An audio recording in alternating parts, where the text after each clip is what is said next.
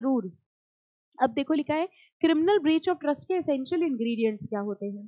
कह रहे essential ingredients of offence of criminal breach of trust are accused must be interested with the property.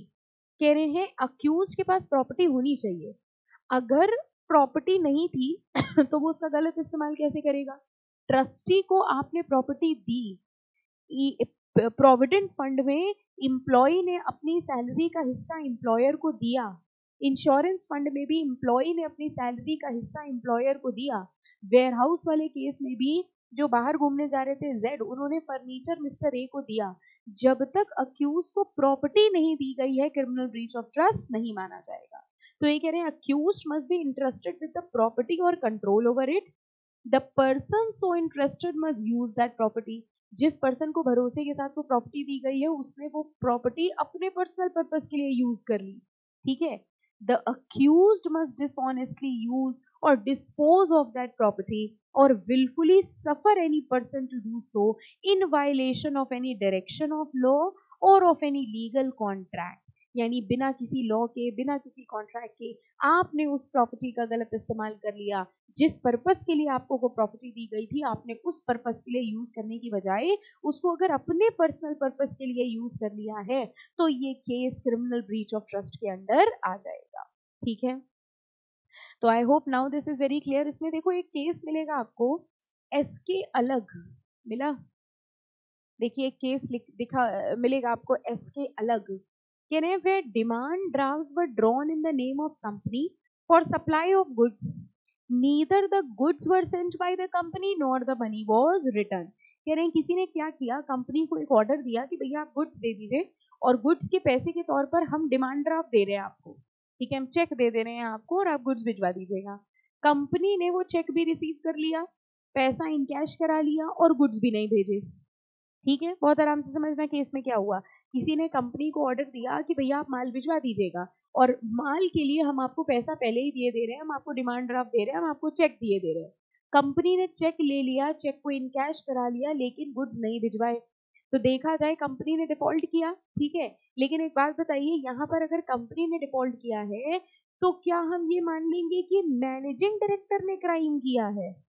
देखिए कह रहे हैं where demand drafts were drawn in the name of company for supply of goods and neither the goods were sent by the company nor the money was returned, the managing director of the company cannot be said to have committed the offense under section 406।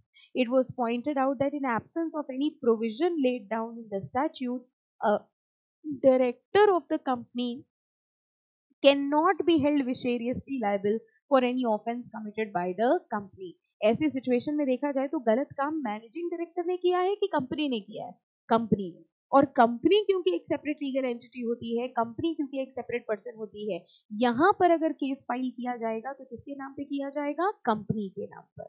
ठीक है। After analysing all the cases we may conclude that for an offense to fall under this section, all the four requirements are essential। Person handing over the property must have confidence in the person, faith होना चाहिए, trust होना चाहिए। Second, the accused must be in such a position where he could exercise his control over the property। कह रहे हैं अगर आपने किसी पर्सन को प्रॉपर्टी दी है तो उसकी कंट्रोलिंग है उस पर। आपने ट्रस्टी को प्रॉपर्टी दी है तो उस प्रॉपर्टी को कंट्रोल कौन कर रहा है, ट्रस्टी। आपने एम्प्लॉयर के पास अपना प्रोविडेंट फंड जमा कराया है तो वो प्रोविडेंट फंड देखा जाए किसके कंट्रोल में है, एम्प्लॉयर के। कंट्रोल होना जरूरी है।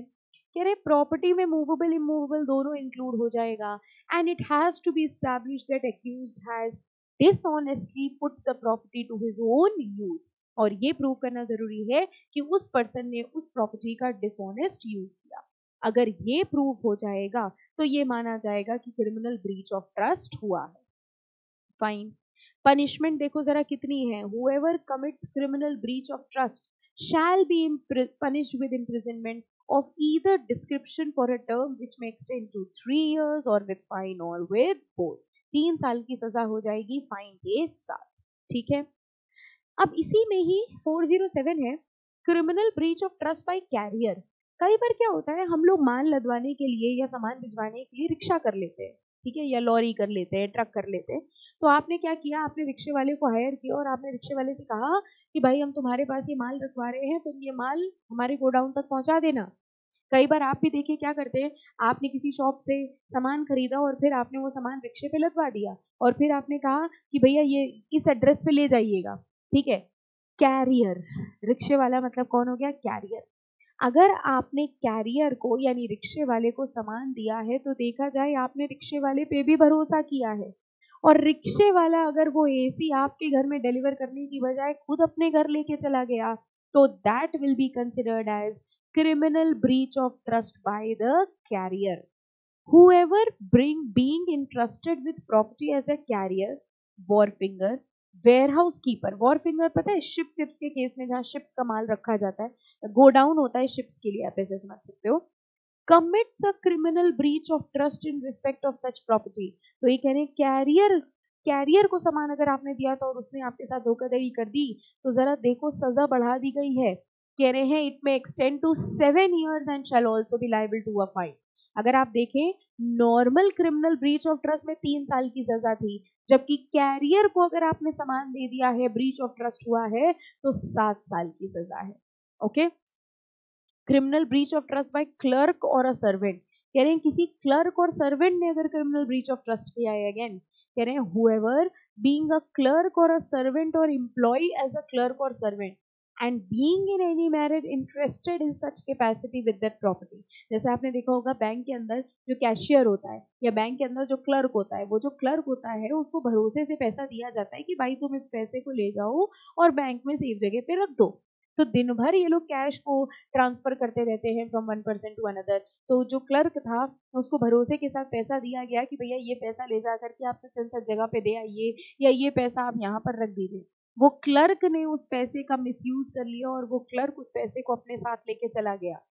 किसने ब्रीच ऑफ ट्रस्ट किया है, क्लर्क ने या सर्वेंट ने अगर ब्रीच ऑफ ट्रस्ट किया है तो देखिए सजा कितनी हो जाएगी, 7 years। कैरियर वाली, ज्यादा भरोसा आपको क्लर्क पे था, ज्यादा भरोसा आपने किया किसके ऊपर, कैरियर के ऊपर। जितना ज्यादा भरोसा होगा उसके टूटने की पनिशमेंट उतनी ही ज्यादा होगी, ठीक है, फाइन। इसी तरह criminal breach of trust by public servant. अब जरा ये समझिए, पब्लिक सर्वेंट कह रहे हैं, अच्छा उसके पहले मैं इंटरेस्टिंग चीज आपको ये दिखा दें, पब्लिक सर्वेंट ने अगर क्रिमिनल ब्रीच ऑफ ट्रस्ट किया है तो सजा देखो जरा कितनी हो गई, 10 साल की, 10 years। इसका मतलब नॉर्मल केसेस में 3 साल थी, कैरियर और क्लर्क के केस में 7 साल थी, लेकिन पब्लिक सर्वेंट के केस में 10 साल।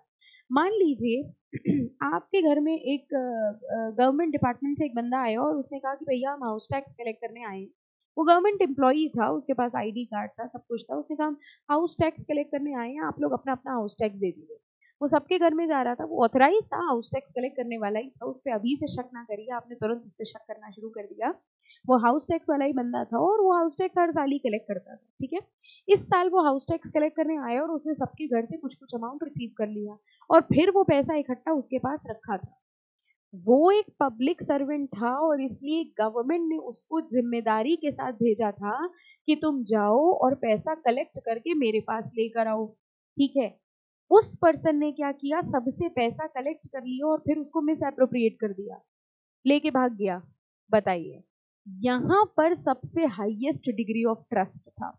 जो भी गवर्नमेंट एम्प्लॉई है, जैसे आप बैंक में जाते हैं और बैंक के कैश, आप कैश जमा करते हो तो वहाँ कैशियर होता है, तो आप जितना भी अमाउंट छुपा छुपू के लेके जा रहे हो चुपचाप जाके कैशियर को दे देते हो। तो आपने 1 लाख रुपए बैंक में जमा करना था, आपकी मेहनत की कमाई की सेविंग्स थी, आप बैंक गए और बैंक में जाके आपने कैशियर को पैसा दे दिया 1 लाख रुपए, और दे के आप अपना आपने उसको 1 लाख रुपए दिया और वो आपको एक छोटी सी पर्ची दे देगा मोहर लगा के कि हाँ भैया 1 लाख रुपए जमा हो गया, और आप वो पर्ची लेके खुशी खुशी घर आ गए।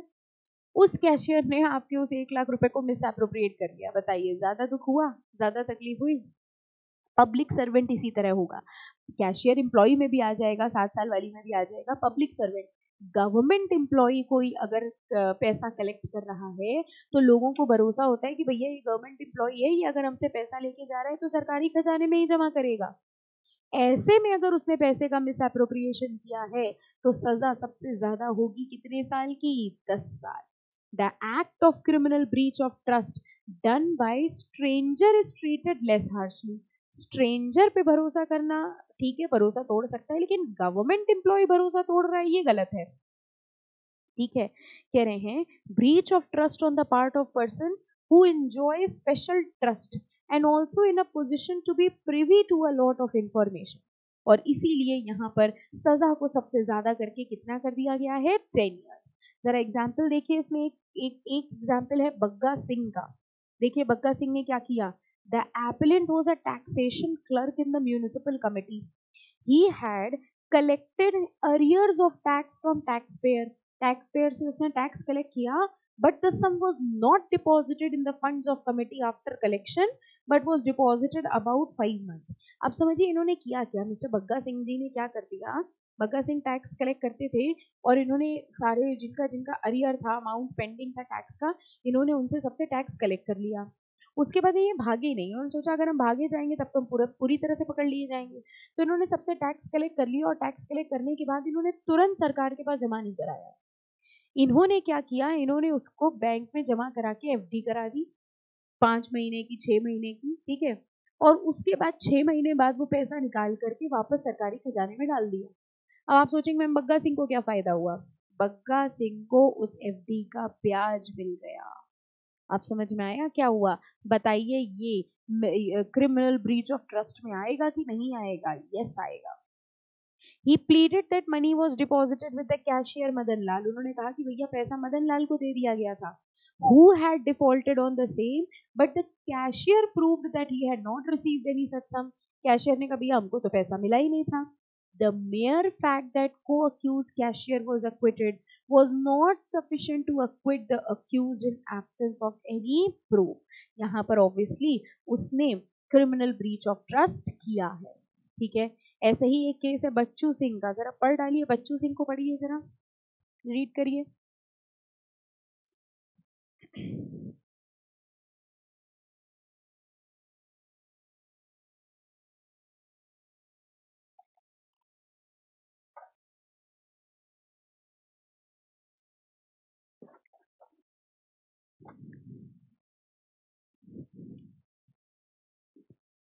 आई hope no problem, exactly same है जैसे वो वाला दिया हुआ था, वैसे ही सेम केस है। और अब आ जाइए चीटिंग पे। 415 से 420 के सेक्शंस कवर्ड हैं इसमें। आपने वैसे 420 सेक्शन बहुत सुना है, और 420 जैसे हम लोग कहते हैं ना 420 ही मत करो, 420 हो तुम, व्हाट इज दैट 420, वो 420 सेक्शन है आईपीसी का, इंडियन पीनल कोड का सेक्शन है, ये देखिए लिखा है, और अभी उसके बारे में हम लोग डिस्कस करेंगे। सबसे पहले पढ़ते हैं 415। कह रहे हैं चीटिंग, धोखाधड़ी, whoever by deceiving any person fraudulently or dishonestly induces the person so deceived to deliver any property to any person or to consent that any person shall retain any property intentionally induces the person so deceived to do or to omit to do anything। यानी हमने आपसे कुछ ऐसा कहा, हमने आपके साथ कुछ ऐसी धोखाधड़ी करी, और आपके साथ वो धोखाधड़ी करने से आपने अपनी प्रॉपर्टी किसी दूसरे पर्सन को दे दी या हमको दे दी। अगर हमने ऐसा किया है तो ये चीटिंग कहलाई जाएगी।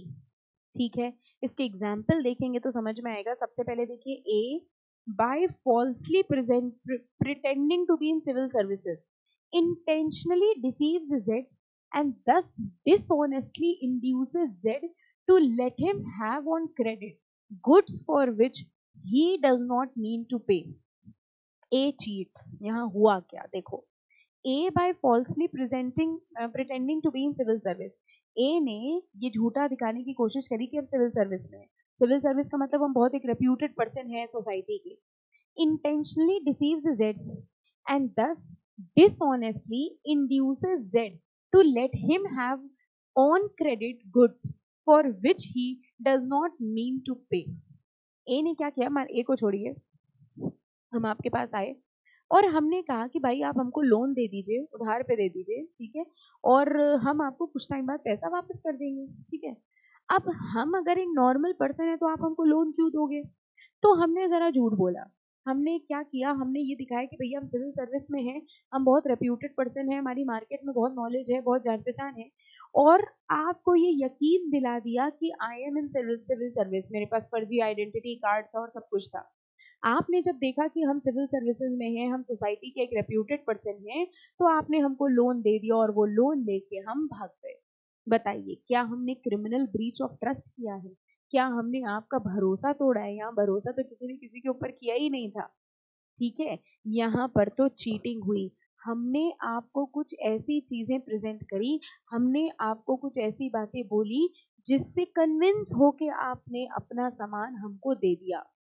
This is what is known as cheating. Okay, B वाला एग्जाम्पल देखिए, लिखा हुआ है A by putting a counterfeit mark on an article intentionally deceives Z into a belief that this article was made by a selected celebrated manufacturer।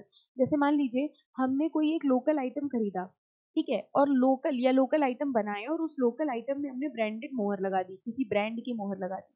अब हमने उस सामान को अपनी दुकान में सजा लिया। आप आए और आपने देखा कि भैया ये आर्टिकल है और इसमें ओरिजिनल ब्रांड की मोहर लगी है, तो आपको ये यकीन हो गया कि द प्रोडक्ट वाज ओरिजिनल, जबकि वो प्रोडक्ट ओरिजिनल नहीं था, वो फर्जी था। यानी कि हमने जो एक्ट किया, हमने जो मोहर लगाई, उस मोहर से आप डिसीव हुए, ठीक है, आप इंड्यूस हुए, आप मोटिवेट हुए, आपको लगा कि वो प्रोडक्ट ओरिजिनल है और ऐसा करके हमने आपसे पैसे ले लिए और वो प्रोडक्ट आपको दे दिया। बताइए ये कौन से सेक्शन में कवर होगा? क्या ये क्रिमिनल ब्रीच ऑफ ट्रस्ट है? नहीं, this is known as cheating. इसको चीटिंग बोला जाता है, धोखाधड़ी बोला जाता है। ओके, इसी तरह ई वाला देखो, ए by pledging as diamond article which he knows are not diamond, intentionally deceives Z and thereby dishonestly induces Z to lend money। हम आपके पास एक चमकती हुई चीज लेके गए और आपको लगा डायमंड्स है, हमने कहा हमारी ये डायमंड्स गिरवी रख लो और हमको लोन दे दो। आपने देखा, आपको समझ में आया कि डायमंड्स हैं और आपने हमको लोन दे दिया। ना वो डायमंड थे और ना हमने कभी पैसा वापस किया। कौन सा सेक्शन लगेगा यहाँ पर? चीटिंग। ओके, तो अगर ये सारे ऐसे कोई ऑफेंसेस हुए, मतलब हमने आपसे कोई ऐसी बात कही, हमने आपको कोई ऐसी चीज दिखाई जिस पे भरोसा करके आपने हमको अपनी प्रॉपर्टी दे दी, जिससे मोटिवेट होके, इंड्यूस होके आपने हमको प्रॉपर्टी दे दी, तो उसको माना जाएगा चीटिंग। ठीक है, देखो क्रिमिनल ब्रीच ऑफ ट्रस्ट नहीं है। आई नो आपको ये लग रहा है कि मैम यहाँ पर भी तो उसने भरोसा किया, नो, लेकिन यहाँ पर स्पेसिफिकली भरोसा करके प्रॉपर्टी नहीं दी गई है। यहाँ तो हमने आपसे जो बात कही आपने उस पर भरोसा किया, ठीक है। हाँ, यहाँ पर तो हमने सिर्फ आपको धोखा देने के ऑब्जेक्टिव से आपसे कुछ झूठ कहा और आपने मेरे उस झूठ पे भरोसा कर लिया। ये क्रिमिनल ब्रीच ऑफ ट्रस्ट में नहीं आएगा, this will be covered under cheating. वैसे आपको एक बात बताएं, कौन से सेक्शन में आप अपने ऑफेंस को डालना चाहते हो, ये इस बात पे डिपेंड करता है कि लॉयर किसकी सजा दिलवाना चाह रहा है। जिसकी सजा ज्यादा होती है, अब अगर मान लो क्रिमिनल ब्रीच ऑफ ट्रस्ट की सजा ज्यादा होगी, तो लॉयर ये प्रूव करने की कोशिश करेगा कि this is covered under criminal breach of trust. और अगर मान लीजिए चीटिंग की सजा ज्यादा होगी, तो लॉयर ये प्रूव करने की कोशिश करेगा कि क्रिमिनल ब्रीच ऑफ ट्रस्ट में नहीं, ये चीटिंग में आ जाएगा। जो वो प्रूव कर ले जाएगा उतनी सजा मिल जाएगी, ऑब्वियसली। ठीक है, चीटिंग के मेन इंग्रेडिएंट्स देखते हैं। डिसेप्शन, धोखाधड़ी की गई है किसी पर्सन के साथ, ठीक है। फ्रॉडलेंटली और dishonestly inducing that person to deliver any property, हमने धोखाधड़ी करी ताकि आप अपनी प्रॉपर्टी हमको दे सकें। To consent that any person shall retain any property, intentionally inducing that person to do or to omit to do anything which he would have not done। अगर हमने आपसे वो धोखे की बात ना कही होती तो आपने ट्रांजैक्शन में एंटर ना किया होता। अगर हमने आपको ना बताया होता कि ये डायमंड है तो आपने लोन ना दिया होता। अगर आपने मेरे उस नकली माल में ओरिजिनल मोहर ना देखी होती तो आप कभी भी हमसे वो गुड्स ना खरीदते। ये है चीट, ठीक है। यानी हमने कोई ऐसी चीज करी जिस पे भरोसा करके आपने ट्रांजैक्शन किया। अगर हम वो झूठ ना बोलते, अगर हम वो चीज ना करते, तो शायद आपने ट्रांजैक्शन में एंटर ना किया होता। ये सब कुछ कवर हो जाएगा चीटिंग। ओके, तो देखो केसेस हैं अलग अलग, ठीक है। जैसे इसके में लिखा है Supreme Court in Iridium India Telecom, इसमें लिखा था has held that deception is necessary ingredient under both parts of section, complainant must prove that inducement has been caused by deception। Complainant को ये प्रूव करना पड़ेगा कि इनके धोखे की वजह से हमने ट्रांजैक्शन में एंटर किया। अगर ये हमसे ये बात ना बोलते, अगर इन्होंने हमको ये धोखा ना दिया होता, तो शायद हमने इनके साथ ट्रांजैक्शन में एंटर ना किया होता। ये प्रूव करना पड़ेगा चीटिंग में, ठीक है।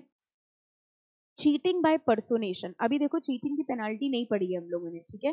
चीटिंग बाय पर्सोनेशन को समझते हैं। पर्सोनेशन का मतलब ये होता है जब हम किसी और के नाम, जब हम कोई और बन के ट्रांजैक्शन कर रहे हैं। फॉर एग्जाम्पल, हमने आपसे कहा कि हम मिस्टर राम कुमार हैं, the famous industrialist. I am mister Ram Kumar, the famous industrialist. ना हम राम कुमार हैं, ना राम कुमार कोई है, और ना राम कुमार की कोई इंडस्ट्री है। मतलब हमने अपने आप को प्रेजेंट, जैसे पिक्चरों में नहीं देखते हो एक बंदा, कोई बहुत अमीर बंदा बन के आ गया कि हमारे बहुत बड़े सारे बिजनेस हैं और हमारा बड़ा सारा करोड़ों का कारोबार है और सब कुछ है, फर्जी, that is पर्सोनेशन।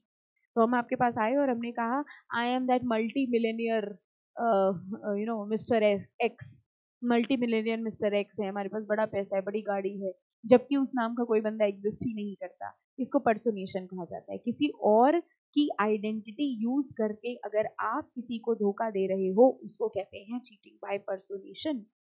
As per section 416, 416 section है इसका, a person is said to cheat by personation if he cheats by pretending to be some other person, वो प्रिटेंड कर रहा है कि वो कोई और है, और by knowingly substituting one person for another, और representing that he or any other person is a person other than he or such other person really is, वो जो है नहीं वो दिखाने की कोशिश कर रहा है।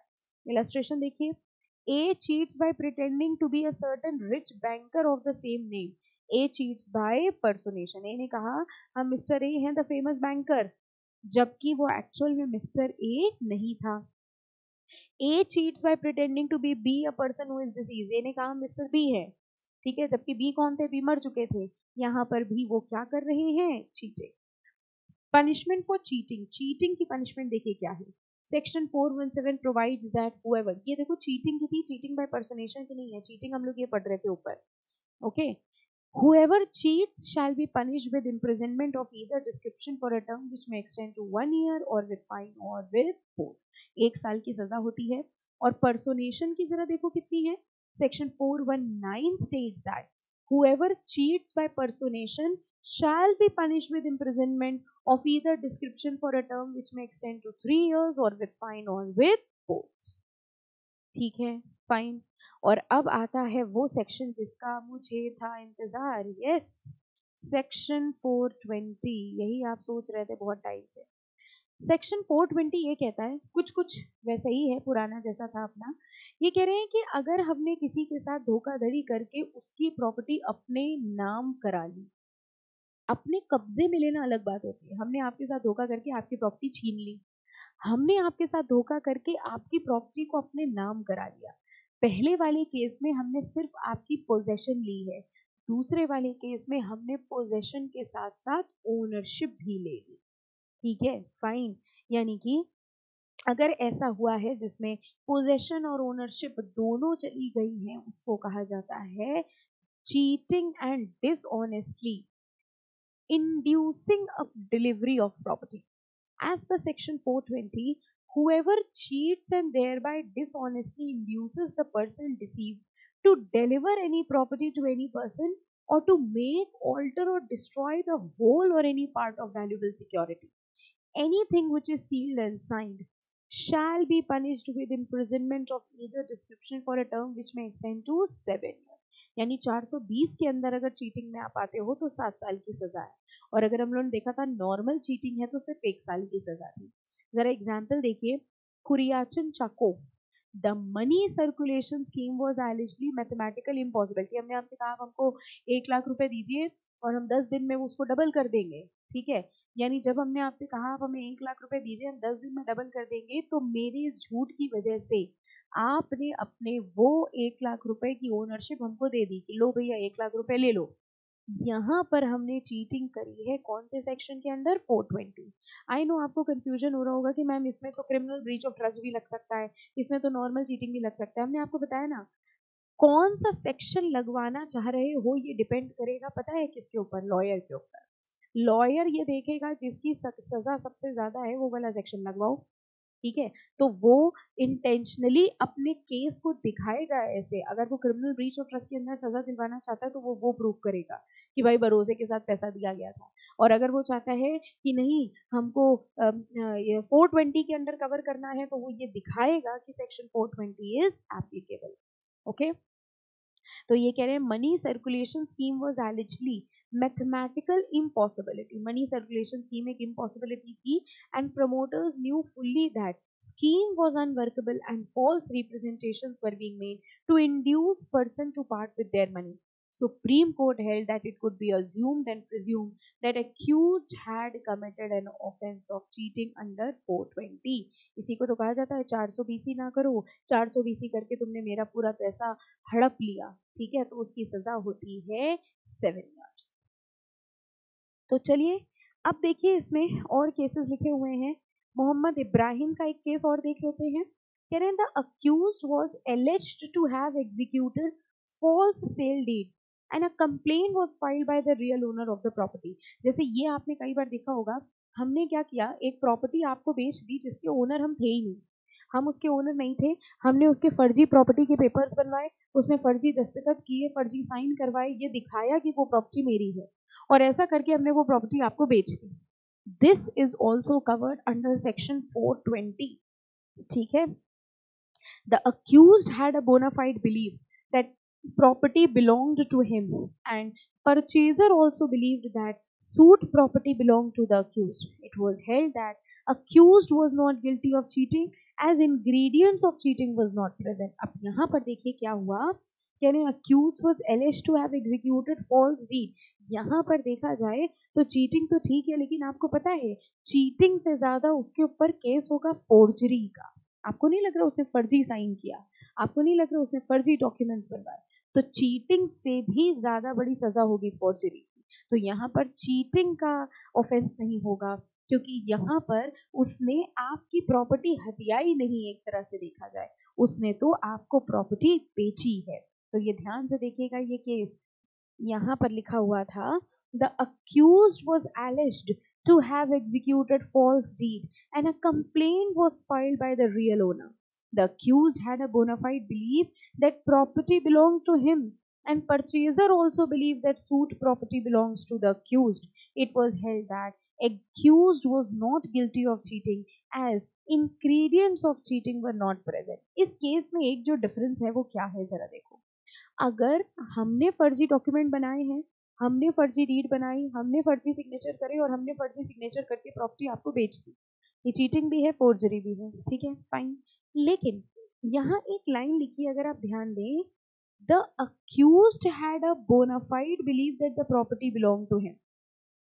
अक्यूज्ड को ऐसा लग रहा था कि वो प्रॉपर्टी उसी की है जबकि वो प्रॉपर्टी उसकी नहीं थी।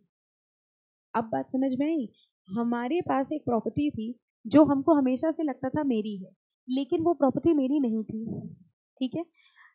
कोई भी एग्जाम्पल ले लीजिए, फॉर एग्जाम्पल हमको लगता था कि ये प्रॉपर्टी मेरी है, लेकिन किसी ने मेरी इस प्रॉपर्टी के पेपर्स पहले ही चुरा के वो प्रॉपर्टी अपने नाम कर ली, ठीक है। हमको नहीं पता था, हमको ये लगता था कि ये प्रॉपर्टी मेरी है और अपनी प्रॉपर्टी मान के हमने ये प्रॉपर्टी आपको बेचने की कोशिश करी, ठीक है, हमने आपको बेच भी दी। तो देखा जाए यहाँ पर तो हम भी बोनाफाइड है, आप भी बोनाफाइड हो, हमको खुद ही नहीं पता था कि मेरी ये जो प्रॉपर्टी है ये प्रॉपर्टी मेरी अब नहीं रही, ठीक है, कोई और पहले ही इसको हड़प चुका है।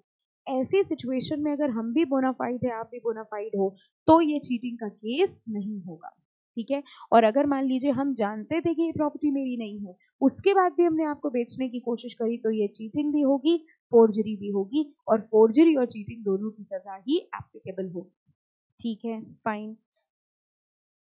ओके, तो देखो यहाँ पर भी लिखा था fraudulent deeds and disposition of property.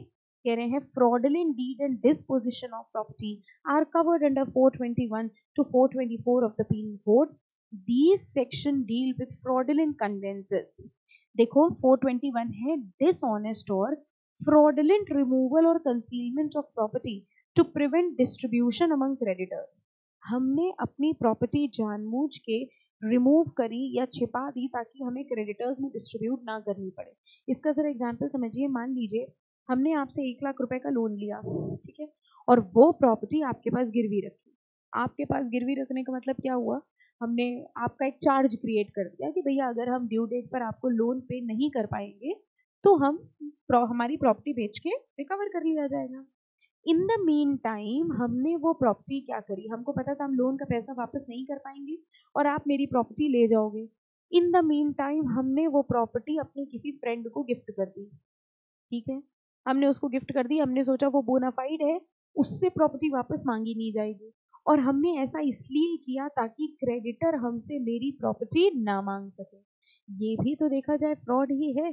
तो देखो लिखा है whoever dishonestly or fraudulently removes or conceals or delivers to any person or transfer or cause to be transferred to any person without adequate consideration, ये वही बात है without adequate consideration, यानी हमने प्रॉपर्टी दे दी थी अपने फ्रेंड को, any property intending thereby, क्यों बेची, to prevent or knowing it likely that he will thereby prevent the distribution of that property according to law among his creditors, यानी अपने creditor से बचाने के लिए हमने अपनी वो प्रॉपर्टी दे दी अपने फ्रेंड को ताकि क्रेडिटर को उस प्रॉपर्टी से कुछ भी रिसीव ना हो सके। अगर ऐसा हमने किया है तो ये भी फ्रॉड है और ये फ्रॉड कवर हो जाएगा कितनी पेनाल्टी के अंदर, 2 years। ओके, तो ऐसा हमने इसलिए किया ताकि जब क्रेडिटर आया हमसे प्रॉपर्टी मांगने तो हमने कहा ये प्रॉपर्टी तो हमारे पास नहीं, प्रॉपर्टी का तो ओनर चेंज हो गया है, ठीक है। जब वो क्रेडिटर उससे मांगने गया तो उसने कहा भैया हम तो नए ओनर है, हमको क्या पता कौन सा लोन क्या दिया गया है। अल्टीमेटली नुकसान किसका हुआ, क्रेडिटर का। तो ये कह रहे हैं अगर आपने अपनी प्रॉपर्टी को क्रेडिटर से बचाने के लिए जबरदस्ती किसी और को ट्रांसफर करी है, देन इन दैट केस ये ट्रांसफर इनवैलिड माना जाएगा, ठीक है। आई नो आपके दिमाग में ये चल रहा है कि मैम अगर वो प्रॉपर्टी गिरवी रखी थी तो वो बेच ही कैसे सकता था। मैंने आपको क्या बताया, उसने प्रॉपर्टी पे सिर्फ एक चार्ज क्रिएट किया था, ठीक है, कि ठीक है अगर हम आपका लोन नहीं रिपे कर पाएंगे तो हम इसको बेच के रिकवर कर लें, ठीक है, फाइन। अब देखो इसके कुछ इंग्रेडिएंट्स दिए हुए हैं, ठीक है, और ये आपको रीड करना है। सेम पोर्शन है जो अभी मैंने आपको बताया, ये रीड कर लीजिएगा ये वाला पोर्शन, और ये भी वही है, डिसऑनेस्टली और fraudulently preventing debt being available for creditors. ये इतना आपको पढ़ना है। 423 से हम लोग नेक्स्ट लेक्चर पे कंटिन्यू करेंगे। सारे एग्जाम्पल्स बहुत आराम से बहुत डिटेल में रीड करने हैं, एक एक लाइन एक एक वर्ड पढ़िएगा। जो भी डाउट्स आपके हों please send me your doubts, ठीक है। चलिए नेक्स्ट लेक्चर में हम लोग सेक्शन 423 से स्टार्ट करेंगे। Thank you.